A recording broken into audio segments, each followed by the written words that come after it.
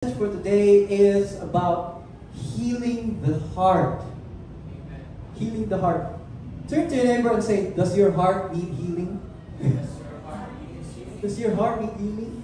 The heart, it's a part of us that everything comes from there. Everything comes from there. There was a time when the Pharisees told Jesus, rebuked the disciples, why are you eating with unwashed hands? Right? Why are you eating with unwashed hands? Jesus told them, it's not what comes in that makes a man unclean. It's what comes out of his mouth that makes him unclean. Because where do all our words come from? Our words come from our heart. That's why when our heart is hurting, when we are feeling betrayed, if we are feeling lack, if we are feeling depressed, anxious, sometimes it goes out of our mouth, you know. And what goes out of our mouth, it's a declaration as well. The words in our mouth have power. Life and death, in Proverbs, life and death are in the power of the tongue. So if your heart is not well, you tend to speak bad about yourself and about your neighbor. And that's why Jesus came. Jesus came to heal our hearts. And speaking of heart, it says there in Jeremiah, the heart is the most deceitful above all things. And somewhere else, guard your heart, for it is the wellspring of life. Right? Amen. So many people will like, don't trust your heart. Don't trust your heart because it's deceitful. Brothers and sisters, I'm going to tell you by the end of today, you will know that God will tell you to trust your heart. Wow. Amen. But suspend on that for now, and you will know why you can trust your heart now. Amen. Amen. So there is pain. There is pain that you cannot see. Sometimes ka nang mapiang ka, klaro kayo, pain yung kayo na makuan, di ba? Or sakit atong tiyan. But there is pain you don't see. The pain that you don't see can hurt you the most. Some people may be smiling. But in the outside, smiling, looks fine on the outside, but inside hurting. Have you experienced that yourself? Have you experienced that? Especially when you're a parent. When you're a parent and you are encountering a lot of problems, and you look at your child, you have to wear a brave face. Or if you are in the workplace, and if you are in a job that forces you to smile, you have to smile even though your heart is aching. So have you ever looked? Who's experienced that? Who's experienced that? And when you always do that on a regular basis, you try to smile. You have to smile. You bury the hurt beneath you. You bury it. You don't want to see it like when Elsa in Frozen said, "Conceal, don't feel, don't let it show. Make one room move and everyone will know." Yeah, sa Frozen ba? Conceal, don't feel. So it's hard, and emotional pain can manifest in physical ways. You know that. Emotions, whatever you feel, has something to do, has some effect on the physical as well. Even doctors agree to that. High blood pressure, usually doctors attribute that to stress or anger. There is a connection between physical illness and emotional pain. Sometimes when you are stressed, not sometimes, of course, you have to expect that. If you have been stressful, later on you will be sick. it's not a surprise. If you are in a job that's so stressful, that's so stressful, you can use your sick leave. You can be forced to use your sick leave because stress can cause sickness. Shame can also cause anxiety, and bitterness can cause pain. Emotions can cause what? Sickness dun sa lawas. It says there in Proverbs chapter 14 verse 30, a peaceful heart leads to a healthy body, and jealousy is like cancer to the bones. So it's already there in the Word of God. It's written all over. If you read the whole book of Proverbs, many more of that are there. Like even that, jealousy is like cancer to the bones. Like, it could be literal. There is literal, it's figurative, but there are literal instances that people who have cancer, literal cancer, were jealous in some way, in one way or another. So there's a link. And why you may ask, if you're wondering, why is there a link? Why is there a link from emotion to physical pain? Here's what I'm going to show you today. Jesus came to heal the whole person. Amen. See that? When God created man, He said, let us make man in our own image and likeness. Diba? So let us make, the plural. Oh? God is one. But why does He say, let us create man in our own image and likeness? We believe that God is one God in three persons. The Father, the Son, Jesus Christ, and the Holy Spirit. Right? God said, let us create man in our own image and likeness. Like God, we are spirit, soul, and body. That's our composition. And many people, here's what I observe. Daghang mga tao nagsuffer kaayo, nagsuffer jud. And they don't know how to control their emotions, how to regulate their emotions, how to regulate their thoughts, just because they don't understand this one. They don't understand that there is a difference between spirit and soul. We know that we have a body, right? We cannot deny that we have a body because we can touch the body. We can touch the... Kisa diri hindi mo tuo na siya lawas. Sharo. We know that we have a body. We feel it. We can touch it. We see it. But spirit and soul, these are invisible. We don't know these two.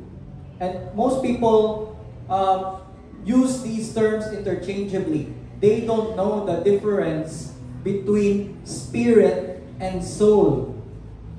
So, sa una, I'm included. Apil ng anak sa wakay ba. I thought ang kalag o ang espiritu parihara na. Kung mamatay ang tao, mabilin ang lawas, usaka ang kalag.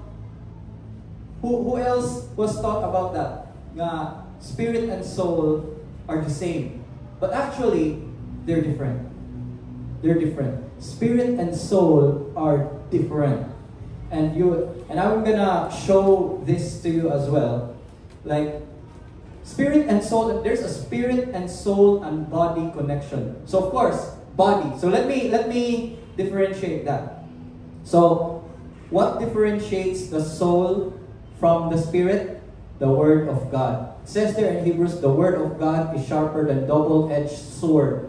It cuts through the dividing line of soul and spirit. It is the Word of God that differentiates the soul from the spirit from the body.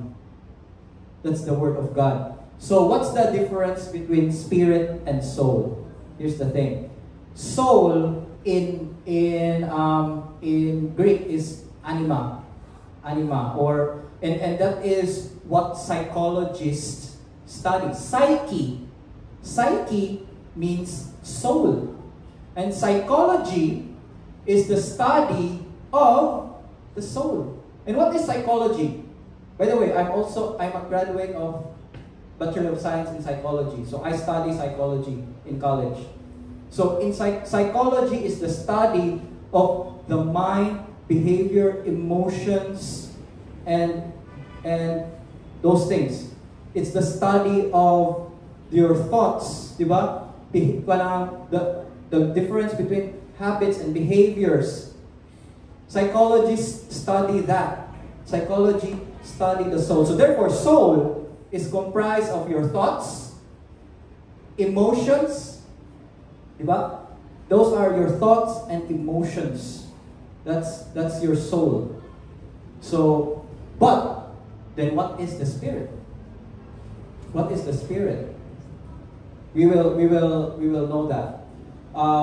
So it says here in 1 Thessalonians chapter 5 verse 23, now may the God of peace himself sanctify you completely, and may your whole spirit, soul, and body be kept blameless at the coming of our Lord Jesus Christ. Therefore, it's also the spirit, soul, and body is mentioned already in the epistles. Paul knew about there is spirit and soul and body. So the spirit is the part of you that is connected to the divine. The part of you that is connected to the divine. It is not, the spirit is not your thoughts. The spirit is not your emotions. When Jesus said, when the Holy Spirit comes, He will teach you all things and bring to your remembrance everything that has been told to you. But here's the thing, brothers and sisters. Here's the thing. Before you believe in Jesus Christ, wa pa kanito ni Jesus, you are spiritually dead. Any person who has not believed in Jesus Christ, who has not accepted Jesus Christ as his Lord and Savior, is dead spiritually.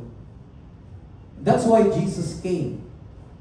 And there's a prophecy there in Ezekiel that there are a lot of bones, dried bones, and the Lord breathed on them, and the bones resurrected to become humans.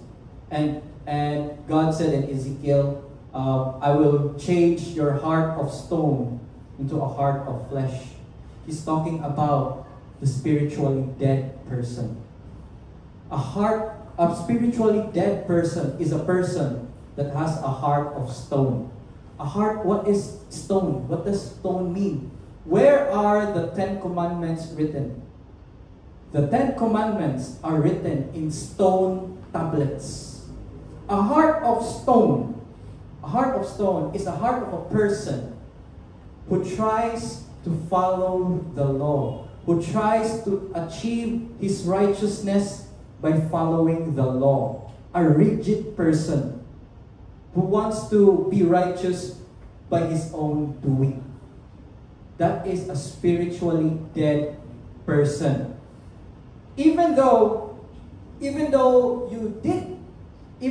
able to keep some of the law,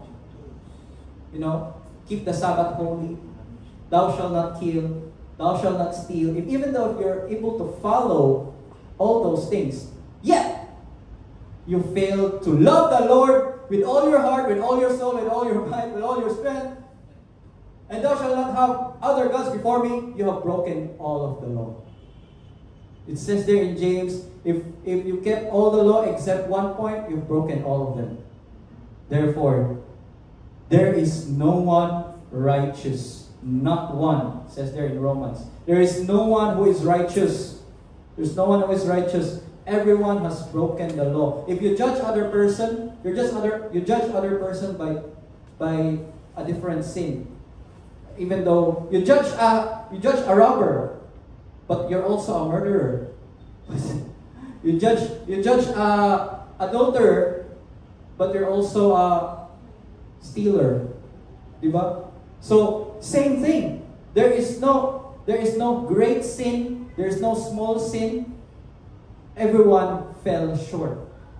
if you try to follow the law. And that's why Jesus came to fulfill the law. Jesus came to fulfill the law so that we don't have to try to fulfill the law, but rather trust in Him who has fulfilled the law in us. Amen? Amen. If the law has been fulfilled, the requirements of the law has been fulfilled, then He will give us the Holy Spirit. He will give us the Holy Spirit. That's why, as we have partaken the communion earlier, we believe by the blood of Jesus Christ, we are forgiven once and for all. We're forgiven once and for all. What does it mean? Our past sins are forgiven. Our current sins that you're doing, forgiven. Even your future sins are already forgiven in advance. And then my daughter asked me yesterday, Daddy, if I pray, Papa God, forgive me, nakasala ko, I promise not to do it again. Is that correct? Many people will find, oh, okay na. Lord, forgive me. I promise I will not do it again. You will end up doing it again. Because you promise to not do it again by your own efforts. And you also assume that God has not forgiven you yet of that sin, even though He already has forgiven. Do you still ask someone for something He has already given? No. Instead, you give thanks. Amen. You give thanks. Thank you, Lord. Thank you, Father, for your gracious forgiveness, even as of now that you have already forgiven me. Yes. Thank you, Lord, for forgiving me. Wow. That sayop kaayo, there is a wrong interpretation of grace nga kanang okay lang na moingon ani ba nga kanang if you want to have that bicycle that you want to have, just steal it and ask forgiveness later. If you want to get something, steal it and ask forgiveness later. Merciful bitong Ginoo. That's the false interpretation. That's a false understanding of grace. Because God will forgive you if you ask forgiveness. No. Only the revelation that you are already forgiven once and for all. That's the revelation that will give you the right repentance.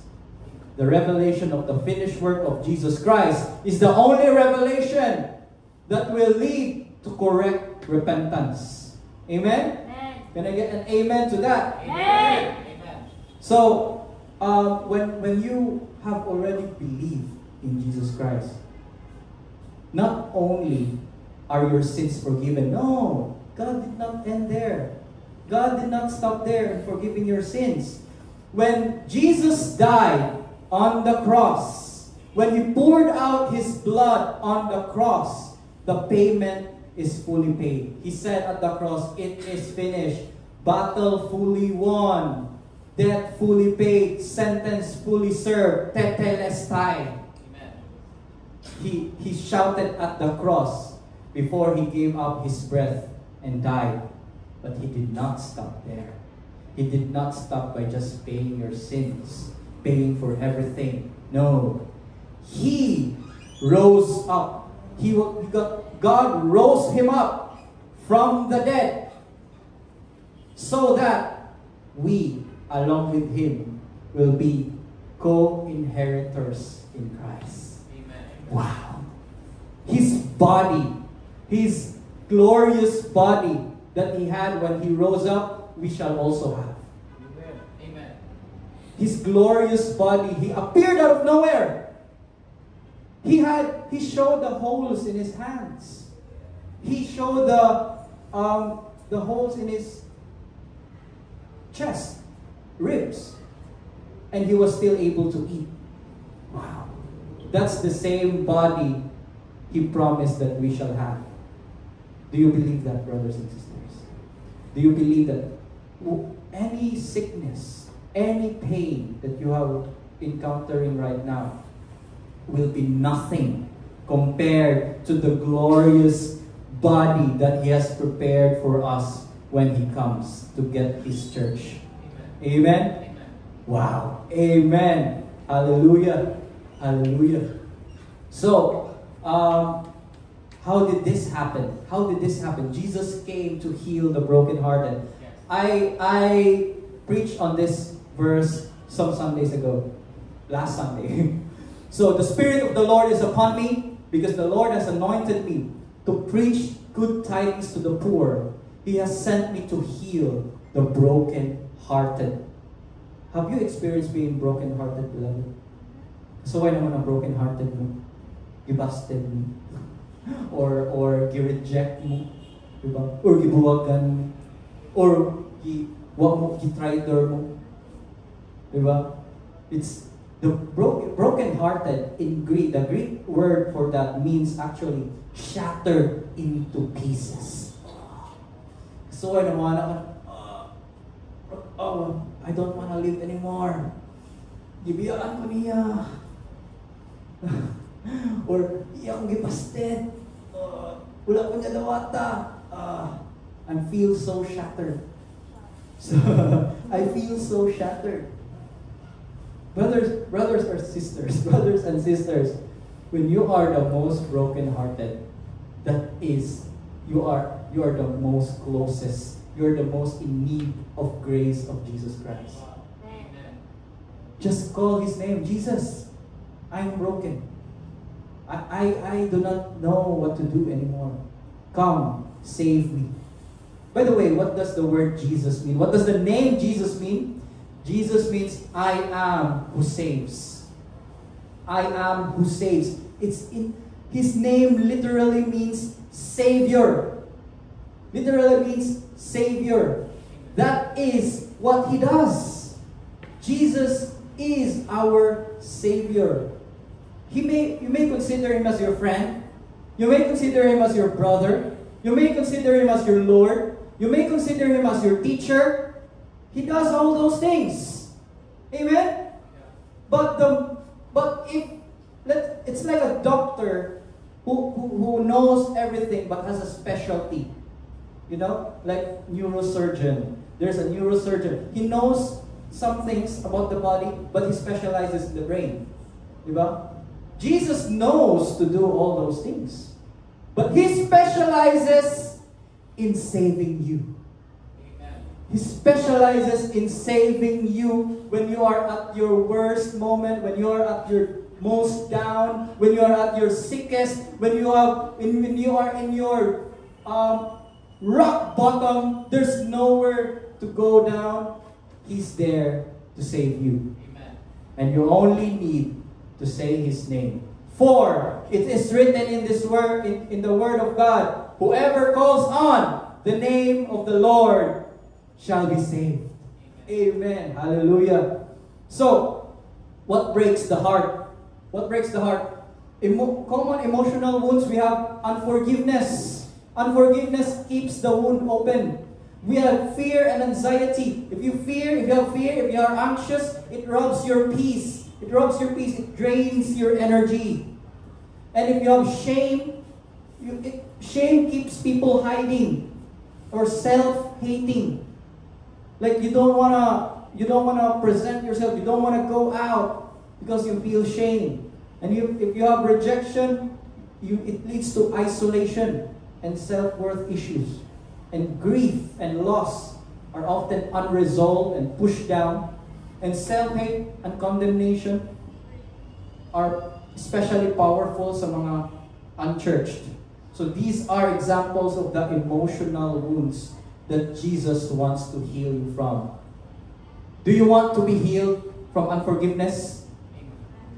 Say amen if you want to be healed from rejection. Amen. Say amen if you want to be healed from shame. Amen. Say amen if you want to be healed from grief and loss. Amen. Say amen if you want to be healed from fear and anxiety. Amen. Say amen if you want to be healed from self-hate and condemnation. Amen. Amen. Amen. Amen. When you say amen, amen is actually also another name of Jesus. It says there in Revelations, Jesus Christ, the yes and amen of God's promises. So by saying amen also, you're also saying, be it unto me according to your word. That's what Mary said to Archangel Gabriel. Be it unto me according to your word. This is God's promise to you. This is God's promise. This is your inheritance in Christ Jesus. When you accept Him as your Lord and Savior, expect to be healed. Expect to be healed. Unforgiveness, why are you suffering unforgiveness? Because you haven't had the revelation that you yourself are already unconditionally forever forgiven. And therefore, that revelation that you are already forgiven once and for all will let you forgive even the worst person who has hurt you in your life. That is why you forgive. And if you are feeling rejected, brothers and sisters, this is the word of God for you. That you are accepted in the beloved. You are not rejected by God anymore. If you have accepted Jesus Christ, you are as accepted as Jesus to the Father. As He is, so are you in this world. You are rejected by people. If you are rejected by people, let them reject you.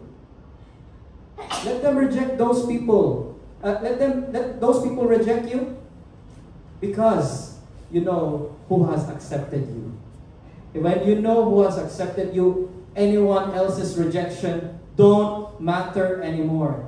Because you are valuable. You are loved by God the Father. He so loves you. He sent His one and only Son to take your place, to die for you. So you are accepted. If you are shamed, brothers and sisters, what did Adam and Eve feel when they sinned the first time? They felt fear and they felt shame, and that's why they want to cover themselves with fig leaves. But what did the Father do? There is a death that happened in Genesis that wasn't written. He clothed them with animal skin. There is a death in Genesis. And that is a picture of God the Father clothing us with His Son. Don't be ashamed anymore. You are clothed by Jesus Christ. Amen. God sees Jesus when He sees you. When you wear His righteousness, when you approach His presence, Father God, here I am. I have accepted your Son, and He has clothed me. And that's why we always, in the Bible, when it says, in Christ, in Jesus, in Christ, it means like we are hidden. Our lives are hidden in Him.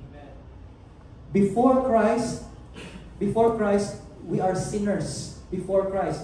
And this is what you have to remember. Before you have accepted Jesus Christ as your Lord and Savior, you are a sinner. You're a worthless sinner. Any righteous thing, any good thing that you do as a sinner will not make you righteous. Right? Any good thing that you do while you are a sinner will not make you righteous.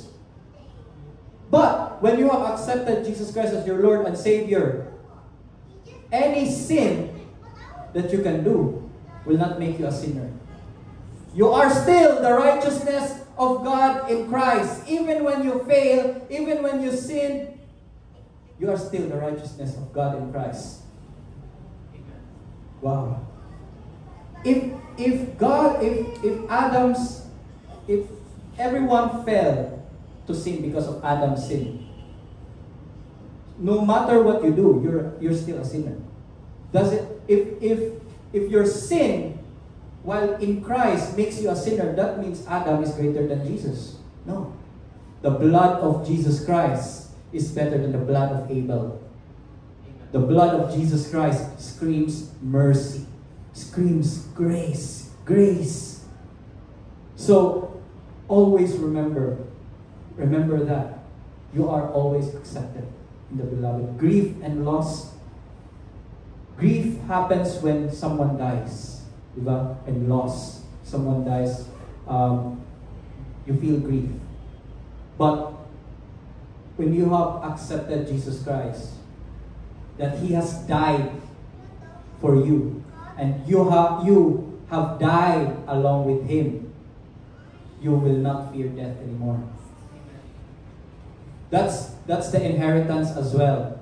When you believe in Jesus Christ, you are also freed from the fear of death, because you have already died along with Him. Your old self has already died with Him, and now you are a new creation in Christ. And that's why our church is called New Creation Church. We are a new creation. We are not the old creation. That's why we do not identify as sinners anymore.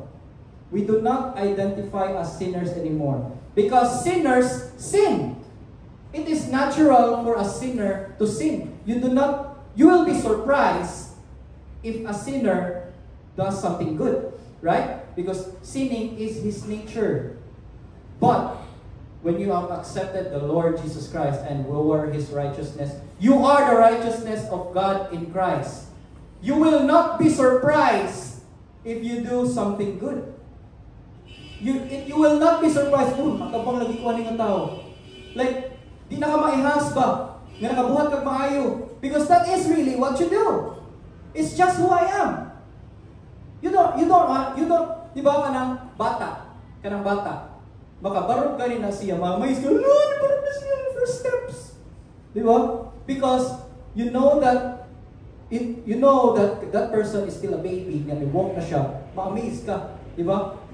So if you are a Christian, if you are a new creation in Christ, and you did something good, then di na ka maihas, because that's why Jesus said, when you do something good, when you give, do not let your left hand know what your right hand is doing, or kuan ka na dili nimo ibandira ba, nakabuhat ko maayo, imo ikuan ba, imo i-video ba, nahatag ka sa pobre, inana. Look, I'm doing good. Or nagbasa kag Bible. Tanawan ninyo mga friends, nagbasa kag Bible, buutan na kayo ko. Naihas pa ka. There's no judgment in that. There's no judgment in that. But that is a sign na naihas pa ka ba, you're doing things that you are not doing before. It's not gonna be forever. Time will come. Time will come that you will get used to doing good without other people seeing it. Without other people giving you props. Oh, yuhan yan. Oh, ato na pagpakambi, ginabuhan siya. Diba?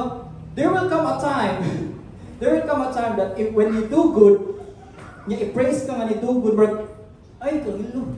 Pag inana naman dyan ko, mura magkag naihas, diba? Like kanang bata ba nga, mayuhan niya, nagsulod na siya si Nina. So, bata. Kanang makakuha na ka ba, naanad na ka ba? That's who you are. So we are, this is salvation. This is being saved. This is the mark of being truly saved. How do you know that you are saved? When sin doesn't satisfy you anymore. When temptations come, like mga mutanaw ka ng mga porn, and mutanaw ka ng mga dautan, or ka ng mga maghuhubog or something, you're not appealed to that anymore, or pagpangawa, or even if you do that, you do not feel good, because you're doing something that's contrary to who you are. That's a sign that you are indeed saved. Dagan kahit mangingon nga tawag ako, kung di na ka makasala, wala ilhanan nga luwas na ka. No. Ang ilhanan nga naluwas na ka is, di na mo appeal sa imuha ang pagpakasala. Kung makasala ka, masayok ka, mura ka, nabuhat na ito na ako, that's not me. I'm not a sinner. I'm the righteousness of God in Christ. That's the sign that you are saved already. That's the sign. But if you still like kanang nag-struggle pa ka na ay ganahan pa mo buhat na, ay pwede ko ganahan kay Christian na bayak ko. Di ba? Ganahan pa ka mabuhat sa mga things nga pambuhat sa mga makasasala. Then you still lack that revelation. You still, if you are a Christian, you believe in Jesus Christ, and you still identify yourself as a sinner, na mo share diya nga makasasala man jud tanan, tinuod makasasala jud tanan. Then you're still not saved. If you still identify as a sinner. You were a sinner before you accepted Jesus Christ. When you have accepted Jesus Christ, you are not a sinner anymore. How can you do good things now? How can you do righteous things now? God does not stop there. Jesus rose from the dead, went to heaven, seated at the right hand of the Father, so that the Father can give to us His Holy Spirit. That's why I told my daughter yesterday, you pray, Father, thank you for forgiving me of all my sins, past, present, and future.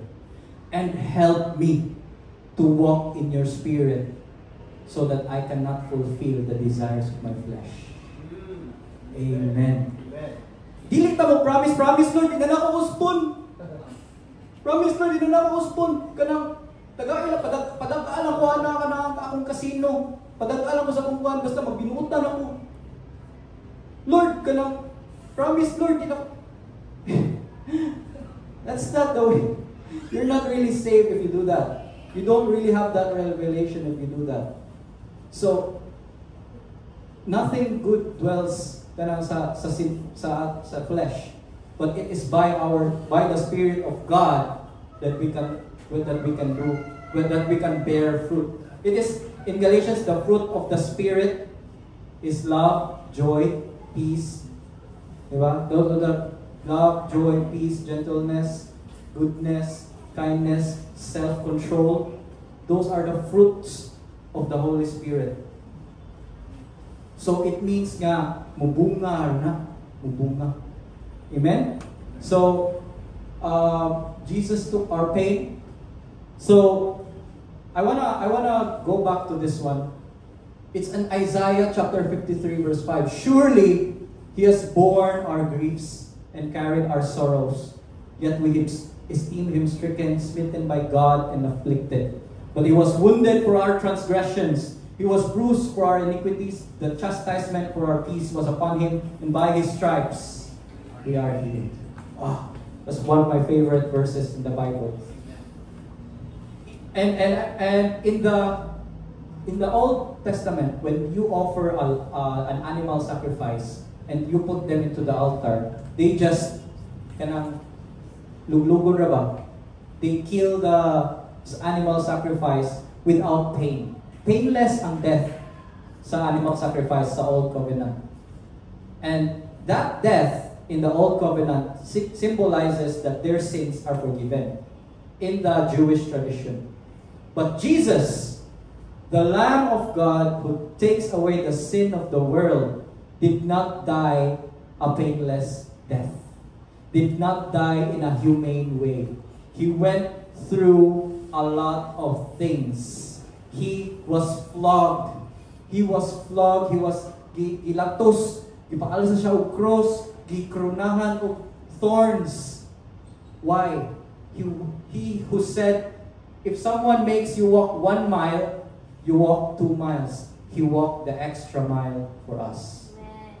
Jesus said, the enemy comes to steal and kill and destroy. I have come to give you life and live it to the full. Naipakapin. He not only brings us eternal life after we die, He wants us to experience heaven here on earth. What is heaven on earth? When you live here on earth in perfect health, with perfect relationships, and experience the goodness of God in the land of the living. Eternal life begins right now. Not after you die, begins right now. You can experience heaven. And wherever you go, you are standing on favor ground. Amen. You're standing on favor ground. And even if you go to your workplace, the favor ground follows you. There's a friend of mine who said, Tips, Ato na sa Canada. Kay dito kay kuan green pastures. Lisod kay Pilipinas good. Dagan kay kalisod. But I told that friend, wherever I go, green pastures follow me. Amen. I go wherever the Lord wants me to go. Because wherever the Lord wants me to go is the green pasture, and whatever I stand, whatever ground I stand is a green pasture, because I believe in the word that says He lays me in green pastures and beside still waters. Wherever I go, goodness and mercy will follow me, because I who accepted the Lord Jesus Christ in my life, my body is a temple of the Holy Spirit. The Holy Spirit dwells in me. And everyone around me can also matakdan ba?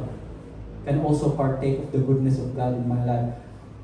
That is the same thing that I have. The same thing that God has given me. I pray, and if you accept that as well, it will also be for you.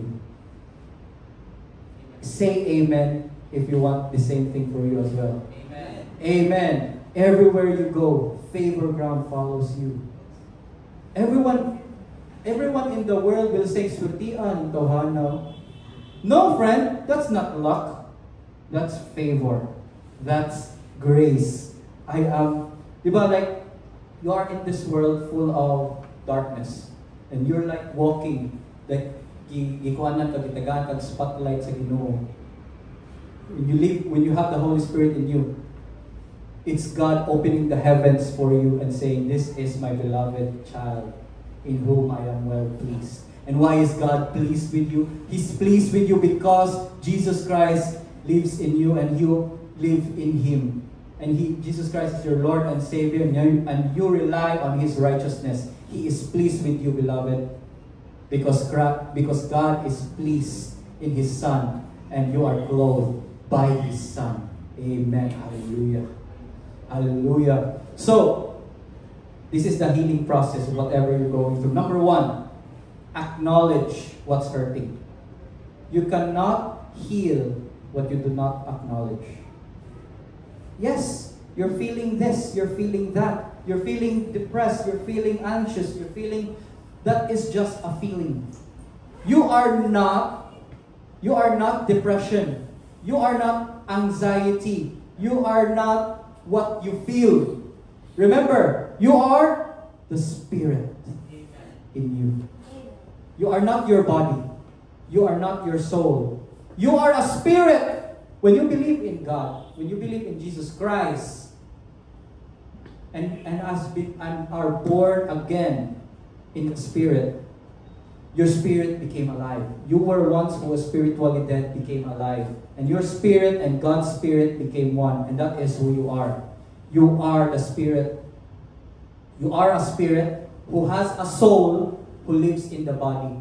And whatever the body feels is not you. Whatever your soul thinks, that's not you. You are not your thoughts. You are not your emotions. You are the Spirit. And the Spirit reigns over your thoughts. And therefore, how do you activate that? How do you activate your spirit over your thoughts? Declare it with your mouth. Declare it with your mouth what you believe. And what you believe is this: I am a child of God. Say this with your mouth: I am a child of God. I am over my emotions. I am over my thoughts. I am over my pains. When you say that, you are like walking on water. When you behold Jesus Christ and declare His goodness and declare His promises over you, when you believe Him, you walk over all those things. Because when we believe Jesus Christ, we are more than conquerors in Christ Jesus.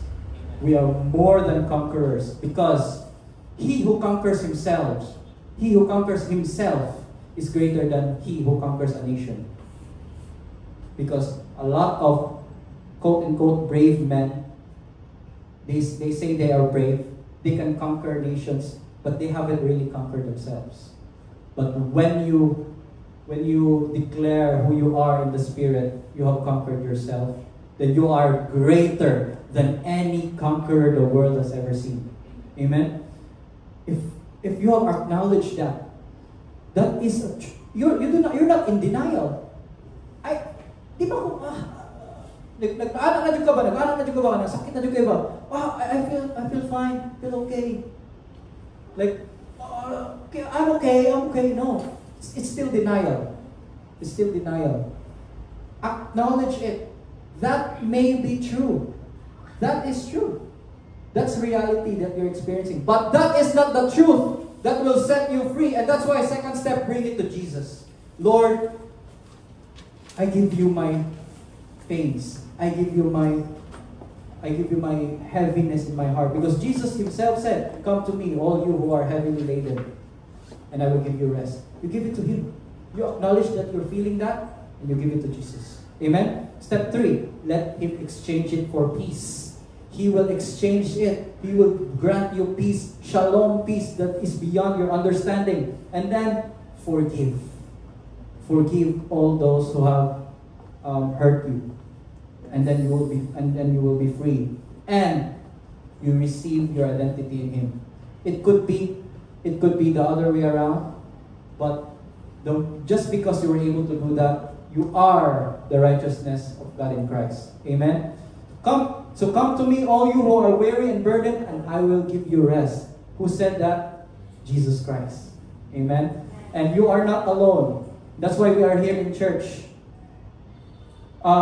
You can read the Bible at your home. You can attend Bible studies. You can watch online services. Diba? But there's a difference when you're here at church. Why? Because you can see people, you can talk with people who are experiencing the same pain as you. You are not alone. And when when you are at home, wala kay kastorya, then you might feel that you're only the one suffering that pain. But when you encounter people who have suffered the same sufferings as you, and saved by the same Savior as you, then you can also be set free from that. Because God did not just save us from eternal damnation. He saved us also for a family. That's why God, Jesus Christ, established the church so that we can have a family in this world. Amen? The Lord is close to the brokenhearted and saves those who are crushed in spirit. So, beloved, if you're here, if you are in pain, Jesus is here to heal you. Do you believe that? Amen? So, I'm inviting you, beloved, to be healed right now. Is your heart tired? Is your heart tired? Kapoy na yung heart? Or wounded? Or being hurt? Or are you feeling numb right now? Wala na kayo, di na kaganahan mo feel because you'd rather not feel anything. You just want to feel numb. So today, I am inviting you, beloved, to give to Him your pain. Give to Him your suffering, your sadness. And expect that you will not be the same from when you come here to when you go. When you come here, you may be down. You come here, you may be experiencing depression or sadness or sicknesses. Expect that when you come out of here, you'll be well. Amen?